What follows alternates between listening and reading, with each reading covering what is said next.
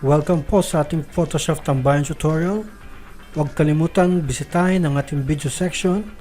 Marami tayong mga video doon na gusto nyong panoorin at balikan, mga tutorials na pwede nyong sabayan sa paggamit ng Photoshop. At huwag kalimutan na mag-subscribe kung di ka pa subscriber.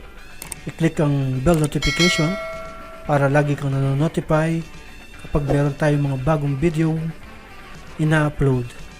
So mga katambay, let's start our project for today. Let's do it now. So today mga katambay, ituturo ko sa inyo kung paano natin ginawa itong sticker effect na ito sa Photoshop. Meron akong photo na kinat ang kanyang ulo lang. Nilagyan ko ng stroke at nilagyan ko ng drop shadow. At itong ating vector effect na download yan sa internet. Yan. Meron pang isang photo ko kinat. So ito mga katambay, turo ko sa inyo. So let's start and let's do it now. Okay? So una natin gagawin mga katambay, mag-create tayo ng new project or new document para sa ating project for today. So, sukat natin siya ng 1.5 pixels to 1.5 pixels. Gawin natin 300 itong ating pixels resolution. Tapos, ilipat natin itong picture natin doon sa ating ginawang document. Slita natin. So habang nililita nyo, hold nyo yung inyong shift key para proportion pa rin yung inyong picture. Ayan, lita natin. Dahil kukunin natin yung ulo lang mga katambay. So pressure control 0 para lumaki. Tapos gagamit tayo ng pen tool. So yung pen tool nyo, pagka naka-cross na ganyan, nakita nyo, ibig sabihin naka-on yung caps lock nyo. So i-off natin para makita nyo yung pen. So itong kukunin natin mga katambay, ito lang.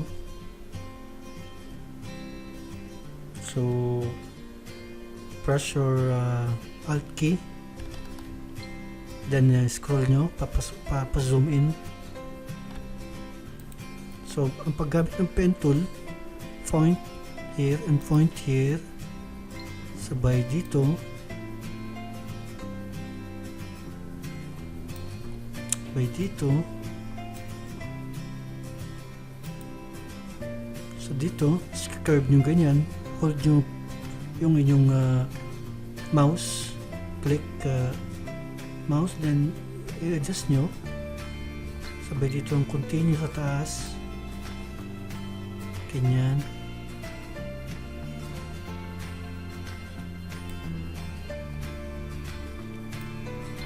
Ganyan. Then space bar para lumabas ang inyong hand tool.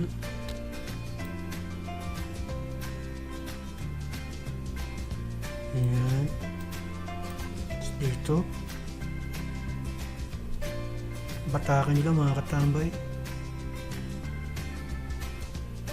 So ito pagka may ganyan, hold nyo inyong alt key, lagay nyo rito, then lagay nyo pa ganyan habang naka-hold kayo sa alt key nyo, sabay dito karugtong.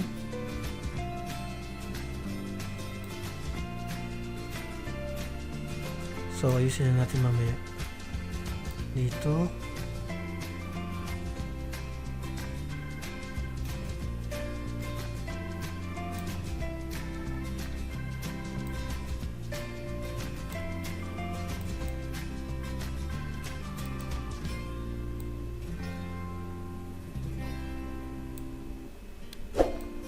So mahirap tayo gumamit ng pen tool, no? Lalo na sa mga curve area na inyong ma-encounter.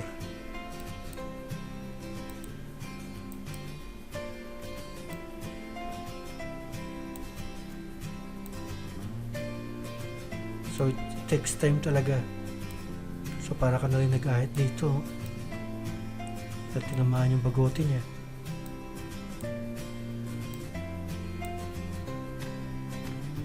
So layuan natin ang ating shot. Tignan natin kung makukuha na yung ating gustong makuha.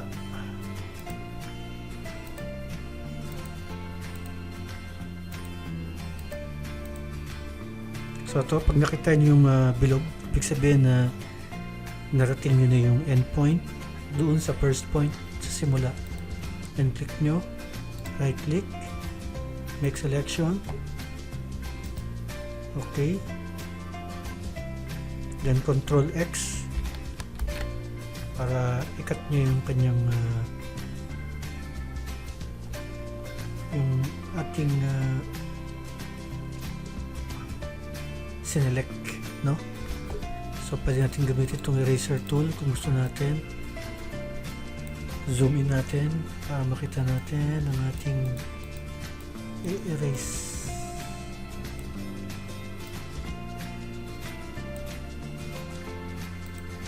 So ulitin natin mga katambay at lagyan natin ng konting smooth itong ating eraser tool para hindi magmukhang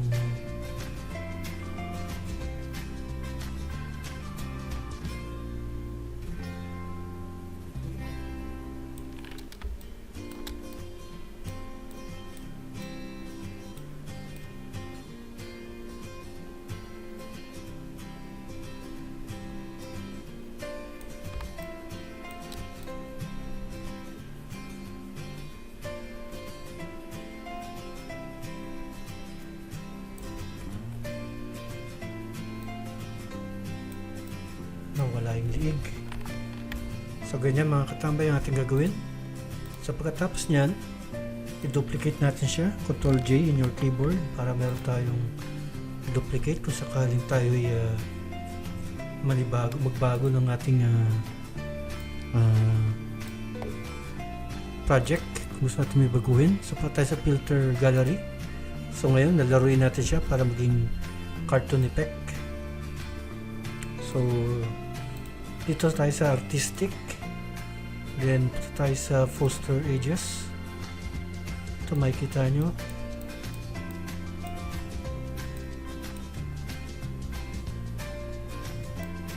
Yan, adjust nyo lang yung mga katambay.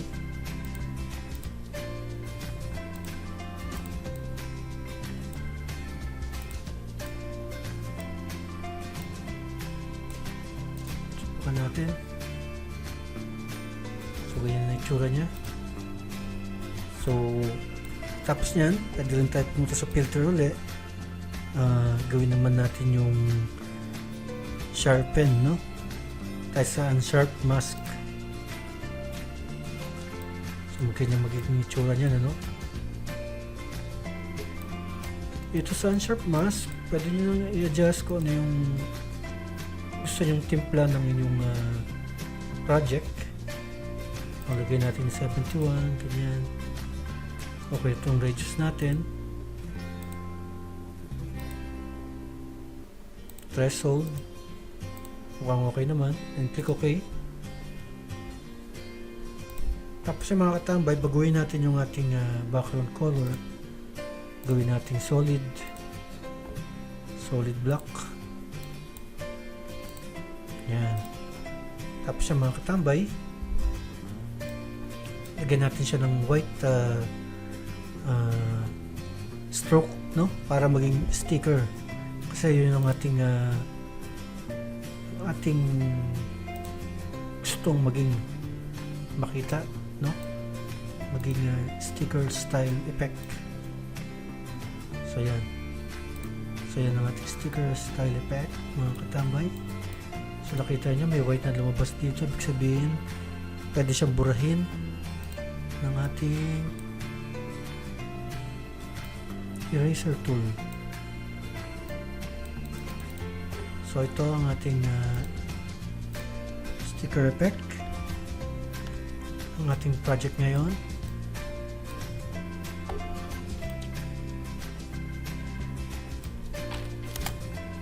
So gusto nyong timplahan uli ng inyong sticker effect, punta kayo sa inyong adjustment layer, punta kayo kay vibrance para yung kulay yan.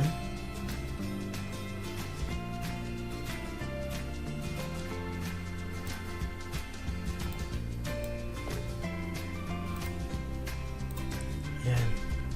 So yan ang ating sticker effect. So kung gusto niyo palitan yung inyong background color, pwede rin, no? Ito tayo sa ating adjustment layer ulit, then tayo kay gradient. Ito sa gradient, pwede tayo pumili kung gusto nating kulay.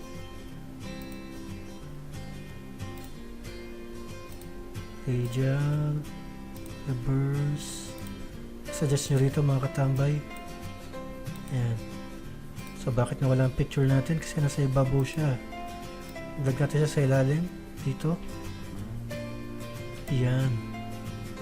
So yan ang ating sticker effect. So ganun lang kadali mga katambay ang ating procedure. Sana meron kayong napulot at subukan nyo rin sa inyong pictures na gusto nyong subukan. So huwag kalimutan mga katambay ang mag-subscribe at like and share, at huwag kalimutan na i-press or i-click ang bell notification para na-notify kayo sa ating mga bagong video na ina-upload. Yun lamang po at maraming salamat. Bye-bye!